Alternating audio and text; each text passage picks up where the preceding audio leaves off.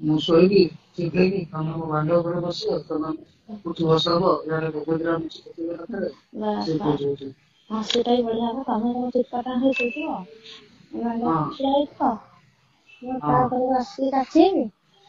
ଆଉ ତମେ ଦି ହଁ ହାତରେ ହାତ ବସିକି ହାତ ଆଉ। ଚୁଲୁଥିବି ଇଆଡେ ଟାଣି ଇଆଡେ ଟିକେ ଟାଣି ନେଇକି ଯୋଉ ଠଣ୍ଡିଆ କାମୁଡୁଥିବି ସିଆଡେ ହୁଁ।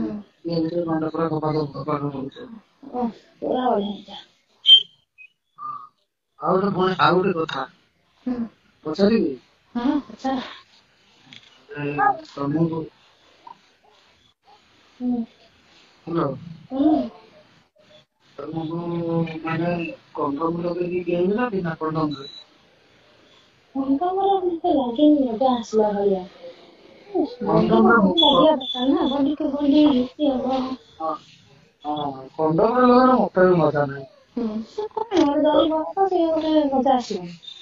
ହଁ ଏବେ ତ ଘରକୁ ଗଲେ ତ ଭାଉଜଙ୍କ କଣ୍ଡମ ରେ ବହୁତ ଇଣ୍ଟରେଷ୍ଟ ଲାଗୁନି ମ। ଆଚ୍ଛା କାହିଁକି କଣ୍ଡମ ଲଗଉଛ? ମଜା ହଉନି ନା କଣ?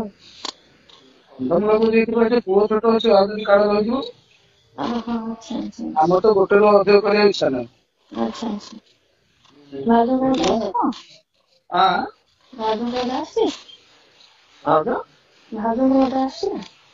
ନାଇଁ ସିଏ ବି କହୁଛି ମଜା ଲାଗୁନି କଣ କରିବି ପରିସ୍ଥିତି ସେମିତି କରିବାକୁ ବାଧ୍ୟ କରୁଛି ନା। ହୁଁ। ଯାହା ଅରିଜିନାଲ ଅରିଜିନାଲ ଆଉ ସେ ଡୁପ୍ଲିକେଟ ଆଉ। ସେ ଡୁପ୍ଲିକେଟ କଭର ହେଇଗଲେ ଆଉ କୁଆଡେ ମଜା ଆସିବ। ବାସ୍ ବାସ୍ ତମେ ତ ଜାଣିପାରୁଥିବ ଆଉ। ତମ ମାନଙ୍କର ପାଇଁ ବି ଭଲ। ଚର୍ମ ସହିତ ଚର୍ମଟା ଯୋଉ ଘର୍ଷଣରେ ଯୋଉ ସିଂହରଣ ଟା ଆସିବ ସେଟା କଣ ହଁ ପ୍ଲାଷ୍ଟିକ ରେ ଆସିବ? ସେ ବା କହିଛନ୍ତି ମହାପୁରୁଷ ମାନେ କହିଛନ୍ତି ଚମ ଘୋଷ ନାହିଁ ଦୋଷ। ଆଚ୍ଛା ଯାହା ହଉ ମୁଁ ଆଜି ନୂଆ ଡାଇଲଗ ଶୁଣିଲି ଆଉ। ହଁ ଚର୍ମ ଘୋଷ ନାହିଁ ଦୋଷ ନା? ଚର୍ମ ଘୋଷ ନାହିଁ ଦୋଷ ମନକୁ ମନ ମିଶ ଚର୍ମ ଘୋଷ ନାହିଁ ଦୋଷ। ଆଚ୍ଛା ଆଚ୍ଛା ଭଲ ଆଉ ବଢିଆ ଆହୁରି ଅଛି ତାର ଚାରି ପାଞ୍ଚଟା ଧାଡି ମୋର ଖାଲି ଏଇ ତିନିଟା ଧାଡି ମନେ ପଡୁଛି। ଆଚ୍ଛା।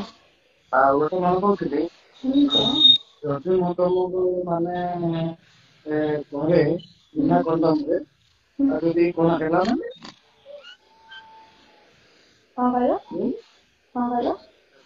ଯଦି ମୁଁ ତମକୁ ବିନା କଣ୍ଡମ ରେ କରେ ଯଦି ରହିଗଲା ମାନେ?